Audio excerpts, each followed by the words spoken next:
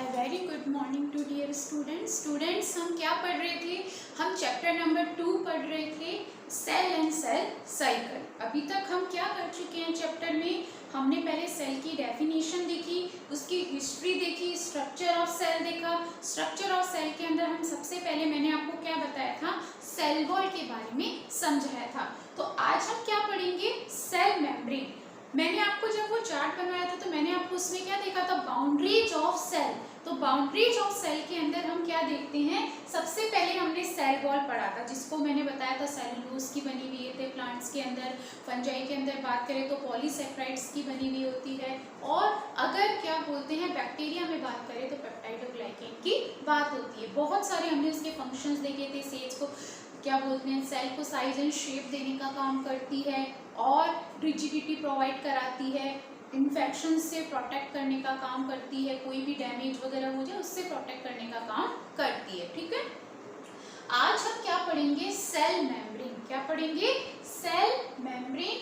हिंदी में क्या बोलते हैं? कोशिका झिल्ली। ओके, मैंने आपको जब सेल वॉल पढ़ाया था तो मैंने आपको उसमें क्या बताया था कि जो सेल वॉल है वो कैसी होती है? नॉन लिविंग होती है। ठीक है, लेकिन वहीं पे अपन सेल मेम्ब्रेन की बात करें, डिफरेंस करते हुए पढ़ेंगे। यानी सेल मेम्ब्रेन की बात करें तो मोस्ट इंपॉर्टेंट वो कैसी होती है? Living cell. और जब हमने सेल वॉल पढ़ा था तो मैंने उसमें क्या पढ़ाया था आपको?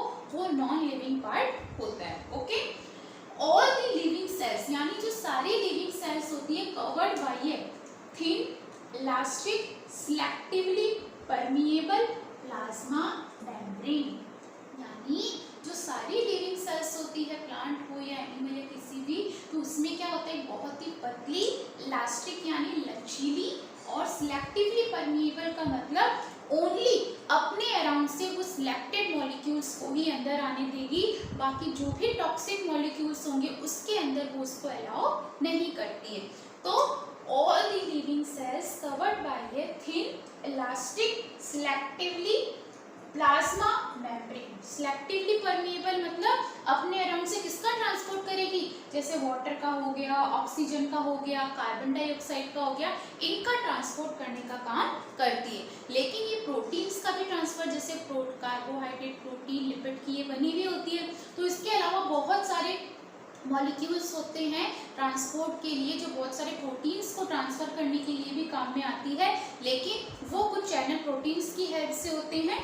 ओके, तो मेन ट्रांसपोर्ट क्या बोलते हैं? हाइड्रोजन, वाटर, ऑक्सीजन और कार्बन डाइऑक्साइड का ट्रांसपोर्ट करने का काम करती है। इसके अलावा जो भी मॉलिक्यूल्स होते हैं, ठीक है, जो कि नॉन पोलर होते हैं, उनको वो क्या करती है? कुछ सिलेक्टेड चैनल प्रोटीन्स होते हैं, उनके थ्रू ही वो मॉलिक्यूल्स अंदर आ सकते हैं। Okay, it is made up of, most important, बहुत बार क्वेश्चन आया हुआ है जेट में आपके, it is made up of, किसकी बनी हुई होती है? लिपिड की बनी हुई होती है, प्रोटीन की बनी हुई होती है, और कार्बोहाइड्रेट की बनी हुई होती है। ठीक है, लिपिड्स का क्या पार्ट होता है? 40%। वहीं पे प्रोटीन्स की बात करें तो 58 to 59% प्रोटीन्स की बनी हुई होती है। वहीं पे कार्बोहाइड्रेट्स की बात करें तो कार्बोहाइड्रेट 1 to 2% बना हुआ होता है। ठीक है, तो हमने क्या पढ़ा? Plasma membrane. सेल मेम्ब्रेन को प्लाज्मा मेम्ब्रेन भी कहते हैं, कोशिका झिल्ली को क्या कहते हैं? प्लाज्मा मेम्ब्रेन भी कहते हैं, बायो मेम्ब्रेन भी कहते हैं, बहुत सारे इसके नाम हैं। तो अगर आपके पूछ ले प्लाज्मा मेम्ब्रेन और cell membrane, that was same. तो all the living cell covered by a thin elastic selectively permeable plasma membrane. Selectively permeable क्यों? अपने अराउंड केवल सिलेक्टेड मॉलिक्यूल्स को ही ट्रांसफर करने का काम करती है। It is made up of, किसकी बनी हुई होती है? लिपिड की, प्रोटीन की और कार्बोहाइड्रेट की बनी हुई होती है। ओके, लिपिड का कितना पार्ट होता है? 40%। प्रोटीन्स का कितना पार्ट होता है? 58 to 59%। वहीं पे अपन कार्बोहाइड्रेट की बात करें तो कार्बोहाइड्रेट होता है 1 से 2%। बहुत सारी थ्योरीज आई थी इसको एक्सप्लेन करने के लिए कि प्लाज्मा मेम्ब्रेन के स्ट्रक्चर कैसा होता है। ठीक है, बहुत सारे वैज्ञानिक आए थे जिन्होंने क्या बोला था कि कोशिका झिल्ली का स्ट्रक्चर कैसे होता है। जैसे सैंडविच मॉडल आया था, यूनिट मेम्ब्रेन मॉडल आया था, लेकिन वो सारी थ्योरीज क्या हो गई? फेल हो गई। हम यहाँ पे पढ़ेंगे most important model of plasma membrane, that was given by a Singer and Nicolson in 1972। Okay, that was called the fluid-Mogic model of a plasma membrane. Okay, various theories, बहुत सारी थ्योरीज इन्वॉल्व थी इसके structure को लेकर, जो जिसने most important proof किसने किया, सिंगलर एंड निकोल्सन। वो आपके बहुत बार जेट में क्वेश्चन आया है कि फ्लूइड-मॉजिक मॉडल किसने दिया था, सिंगलर एंड निकोल्सन ने 1972 में कहा था fluid mosaic model of plasma membrane, that was a most important membrane और मोस्ट प्रूव्ड क्या बोलते हैं model of plasma membrane. Okay, they said that the cell membrane, उन्होंने क्या बोला प्लाज्मा मेम्ब्रेन के बारे में, उन्होंने बोला कि सेल मेम्ब्रेन या फिर प्लाज्मा मेम्ब्रेन किसकी बनी हुई होती है, 75 एंगस्ट्रॉम थिक फॉस्फोलिपिड और प्रोटीन की बनी हुई होती है। ठीक है, फॉस्फोलिपिड और प्रोटीन की बनी हुई होती है। ठीक है, वहीं पे अगर प्रोटीन की बात करें, और इसमें बताया था कि फॉस्फोलिपिड के 2 फेसेज होते हैं। ठीक है, अगर फॉस्फोलिपिड की बात करें तो इसके 2 स्तर होते हैं। ओके, प्रोटीन, अगर प्रोटीन की बात करें तो 2 तरह के होते हैं, एक्सट्रिंसिक और इंट्रिंसिक प्रोटीन, यानी आंतरिक प्रोटीन और आंतरिक प्रोटीन अंदर को, और इंट्रिंसिक प्रोटीन यानी बाहरी प्रोटीन। 2 तरह के प्रोटीन होते हैं, एक्सट्रिंसिक प्रोटीन और इंट्रिंसिक प्रोटीन। ओके, जो एक्सट्रिंसिक प्रोटीन होते हैं ये कहाँ पे प्रेजेंट होते हैं, मेनली सेल मेम्ब्रेन के आउटसाइड प्रेजेंट होते हैं। वहीं पर इंट्रिंसिक प्रोटीन की बात करें तो वो सेल मेम्ब्रेन के इनसाइड प्रेजेंट होते हैं। ठीक है, इनका काम क्या होता है प्रोटीन का, ये मॉलिक्यूल्स को ट्रांसफर करने का काम करते हैं एक्टिवली और पैसिवली, जैसे वाटर का हो गया, कार्बोहाइड्रेट, कार्बन डाइऑक्साइड, बहुत सारे पोटेशियम, सोडियम, पोटेशियम वगैरह, इनका ट्रांसफर कैसे होता है, जो सोडियम और पोटेशियम इनका पंप की एक थ्योरी है, जिन्होंने कहा इनके थ्रू बहुत सारे चैनल प्रोटीन्स होते हैं, जैसे स्पेक्ट्रिन एक प्रोटीन है जिसको ट्रांसफर करने के लिए पोटेशियम, सोडियम इनको ट्रांसफर करने के लिए हेल्प करता है। ठीक है, तो बहुत सारे ऐसे प्रोटीन्स हैं जो कि नॉन पोलर होते हैं, उनको ट्रांसफर करने के लिए ये हेल्प करता है। ओके, वापस देखेंगे, फिर मैं आपको देखो इसका अगर डायग्राम देखें तो ये आपको क्या दिख रहे हैं, ये तो क्या है, ट्यूनल प्रोटीन्स है, ये स्पेक्ट्रिन है, जैसे कोई प्रोटीन है इसको ट्रांसफर करना है तो वो यहाँ से ये ट्रांसफर आउटसाइड, ये तो सेल का आउटसाइड वाला पार्ट है, ये सेल का इनसाइड वाला पार्ट है। ये आपको दिख रही है that was a phospholipid layer, phospholipid की बनी हुई होती है, तो फॉस्फोलिपिड लेयर वो बनी हुई है। ये पेरिफेरल यानी इंट्रिंसिक प्रोटीन है, ये पेरिफेरल और एक्सट्रिंसिक प्रोटीन है, जो ऊपर वाले आपको दिख रहे हैं जिनको अपन ग्लाइकोप्रोटीन बोल रहे हैं, और ओलिगोसैकेराइड है।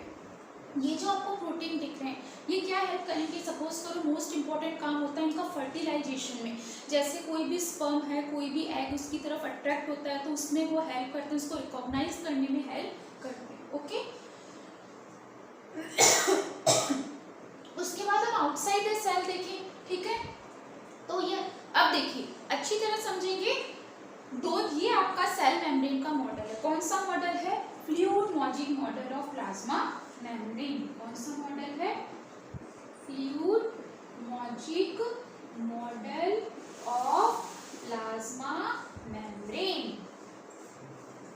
ठीक है, तो इसमें इन्होंने क्या बताया था, नॉर्मल है कि जो सेल मेम्ब्रेन होती है, ठीक है, जो सेल मेम्ब्रेन होती है वो क्या होती है, 2 लिपिड फॉस्फोलिपिड लेयर की बनी हुई होती है, ये फॉस्फोलिपिड की 2 लेयर की बनी हुई होती है, ये पोलर मॉलिक्यूल्स होती हैं। ठीक है, ये नॉन पोलर मॉलिक्यूल्स होते हैं, जो बाहर वाला है ये तो आउटसाइड द सेल, ये इनसाइड द सेल। कैसे ट्रांसफर होगा, सपोज करो कोई प्रोटीन यहाँ पर है तो उसको क्या करेंगे, यहाँ से लेकर अंदर तक ट्रांसफर करेंगे।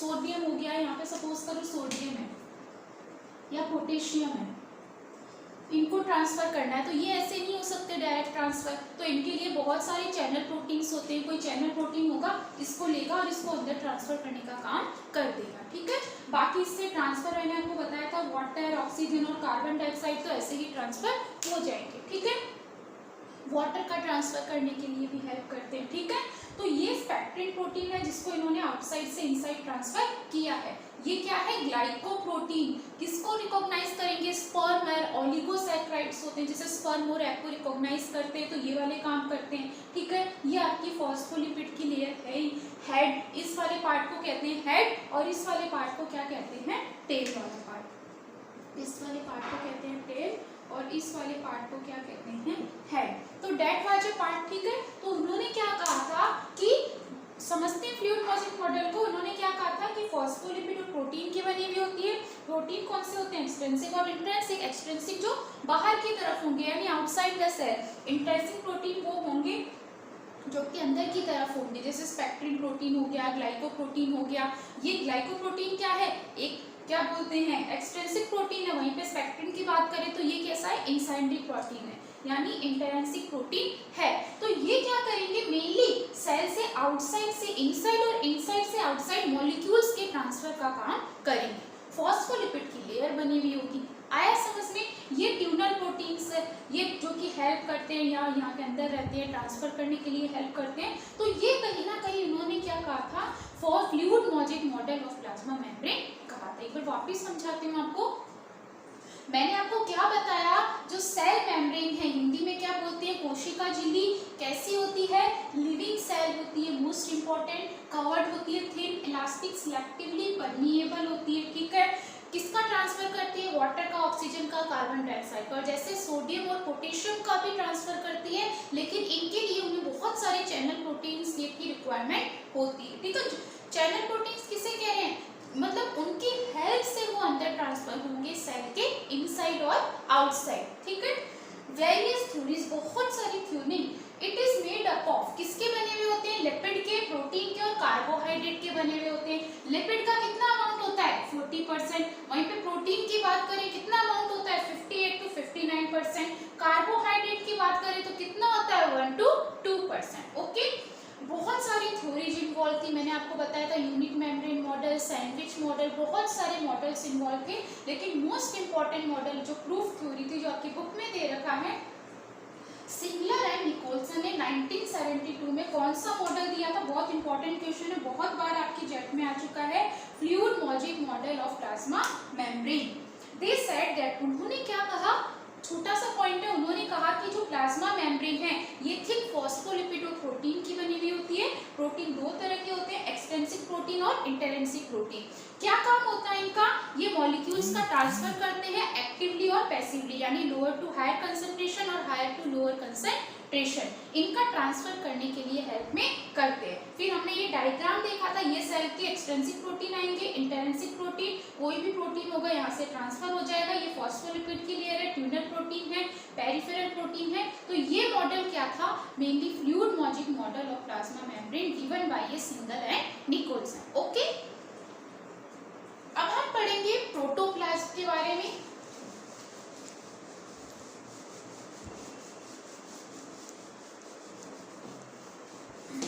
देखिए प्रोटोप्लाज्म,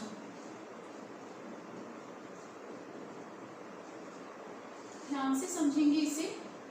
देखिए प्रोटो, प्रोटो यानी सेल के अंदर जो भी फ्लूइड होता है उसको हम क्या कहते हैं, प्रोटोप्लाज्म होता है। बहुत बार क्वेश्चन होते हैं, किससे मिलकर बनता है, साइटोप्लाज्म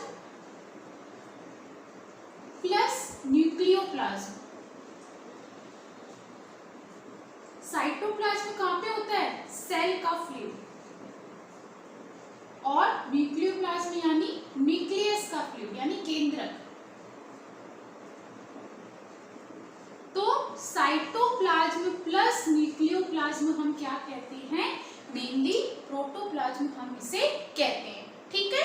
ठीक है, जीवन का आधार होता है, बायोलॉजिकल फ्लूइड होता है किसी भी लिविंग ऑर्गेनिज्म में। सेल के, मैंने आपको सेल का डायग्राम समझाया था ना, मैंने आपको जब सेल का, ये सेल वॉल हो गई, सेल मेम्ब्रेन हो गई, पूरा सेल, यहाँ पे जो फ्लूइड होता है, फिर बीच में न्यूक्लियस होता है, मैंने आपको बताया था, है ना, बीच में न्यूक्लियस होता है। तो ये वाला पार्ट तो इधर तो साइटोप्लाज्म हो जाएगा, और जो न्यूक्लियस के अंदर होगा उसे हम क्या कहेंगे, न्यूक्लियोप्लाज्म। तो इन दोनों को क्या कह रहे हैं, प्रोटोप्लाज्म हम बोल रहे हैं। आया समझ में। तो अगर हम इसकी डेफिनेशन देखें, the protoplasm is made from the cytoplasm plus nucleoplasm is called the protoplasm. Cytoplasm cell के अंदर फ्लूइड होता है, इसमें न्यूक्लियस वाला इंक्लूडेड नहीं होगा, ओनली जो सेल का फ्लूइड होगा जहाँ पे सेल ऑर्गेनिल्स फ्लोट कर रहे हैं वो वाला पार्ट क्या होगा, साइटोप्लाज्म। और न्यूक्लियोप्लाज्म किसे कहेंगे, न्यूक्लियस के अंदर जो पार्ट है, ठीक है। एक बार और पूछते हैं आपसे, साइटोसॉल, मैंने पहले भी बताया था, साइटोसोल किसे कहते हैं? साइटो यानी सेल यानी लिक्विड, यानी जब सेल के अंदर से सारे ऑर्गेनेल्स को रिमूव कर देते हैं, जैसे mitochondria, Golgi bodies, endoplasmic reticulum, lysosomes, तो भी जो सेल के अंदर फ्लूइड बचता है उस पार्ट को हम क्या कहते हैं? साइटोसॉल कहते हैं। बहुत बार क्वेश्चंस आते हैं, ठीक है। तो प्रोटोप्लाज्म के बारे में पढ़ें तो प्रोटोप्लाज्म किससे मिलकर बनता है? साइटोप्लाज्म और न्यूक्लियोप्लास्ट से मिलकर बनता है। तो साइटोप्लाज्म मैंने आपको समझा दिया है, सेल के अंदर जो भी फ्लूइड होते हैं उसको हम क्या कहते हैं? साइटोप्लाज्म बोलते हैं। ओके, कुछ कैरेक्टरिस्टिक फीचर्स पढ़ेंगे प्रोटोप्लाज्म के। आप लोग स्क्रीनशॉट लेकर प्लीज लिख लिया कीजिए। अगर हम प्रोटोप्लाज्म की बात करें तो अगर इसके स्ट्रक्चर की बात करें, ठीक है, तो ये कैसा होता है? ट्रांसपेरेंट होता है, सेमी ट्रांसल्यूसेंट यानी पारदर्शी, कलरलेस होता है, ऑर्डरलेस होता है, इलास्टिक होता है और थिक होता है यानी मोटा, ठीक है ना, थिक फ्लूइड होता है।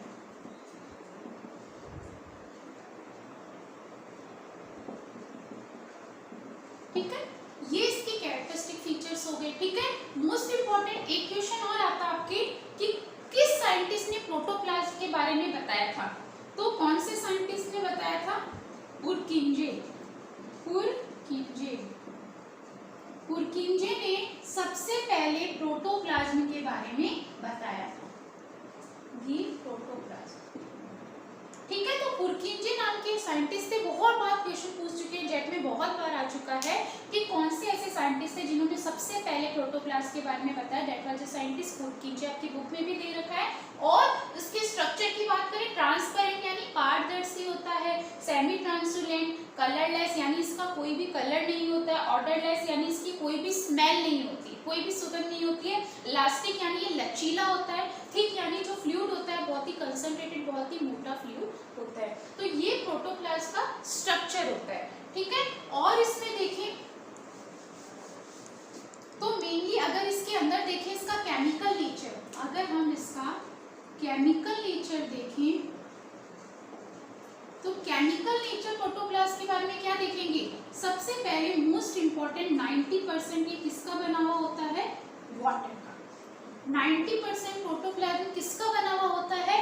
वाटर का बना हुआ होता है। ओके, सेकेंड बात करें तो carbonic and non carbonic part का बना हुआ होता है, नॉन कार्बोनिक पार्ट का बना हुआ होता है। अगर कार्बोनिक पार्ट की बात करें तो वही आ जाएंगे कार्बोहाइड्रेट, लिपिड्स और प्रोटीन्स, ठीक है। तो ये क्या बोलते हैं? कार्बोनिक पार्ट की। और नॉन कार्बोनिक पार्ट की बात करें तो आगे आपका sodium, potassium, nitrate, sulphate, sodium, potassium, nitrate, sulphate और बोरोन, जिंक, मैग्नीशियम, तो इनके ये कार्बोनिक पार्ट ये बने हुए होते हैं। ओके, तो मैंने आपको क्या बताया प्रोटोप्लाज्म के बारे में? सबसे पहले आप डेफिनेशन देंगे, प्रोटोप्लाज्म किसका बना हुआ होता है? द फ्लूइड और cytoplasm plus nucleoplasm is called the protoplasm. उसका नेचर देखें, स्ट्रक्चर देखें, कैरेक्टरिस्टिक देखें, कैसा होता है? ऑर्डरलेस होता है, सेमी ट्रांसल्यूसेंट होता है, स्मेललेस होता है यानी कोई भी इसका कलर नहीं होता है, कोई भी स्मेल नहीं होती है, ठीक है। उसके बाद इसका केमिकल नेचर देखें तो केमिकल नेचर के अंदर हम क्या देखेंगे? 90% तो ये वाटर का बना हुआ होता है, क्योंकि जो सेल होती है उसके अंदर फ्लूइड ही तो होता है, बिल्कुल वाटर, यहीं से तो कहीं ना कहीं ओरिजिन हुआ था इवोल्यूशन का। तो carbonic and non carbonic part का बना हुआ होता है।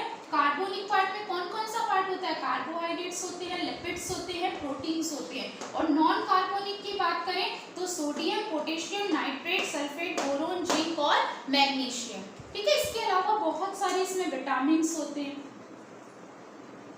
आयंस होते हैं, ठीक है, बहुत सारे विटामिन होते हैं, बहुत सारे आयंस होते हैं। तो ये इसका केमिकल नेचर आपकी बुक में थोड़ा सा दे रखा है प्रोटोप्लाज्म के बारे में, जो मैंने बताया वही आपकी बुक में दे रखा है, ठीक है। उसके बाद आपके साइटोप्लाज्म दे रखा है, ठीक है। अब हम कल पढ़ेंगे माइटोकॉन्ड्रिया के बारे में। अब हम किसके बारे में पढ़ेंगे?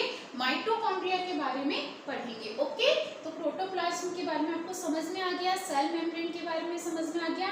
Thank you very much. If you like the channel please like and subscribe. Thank you very much.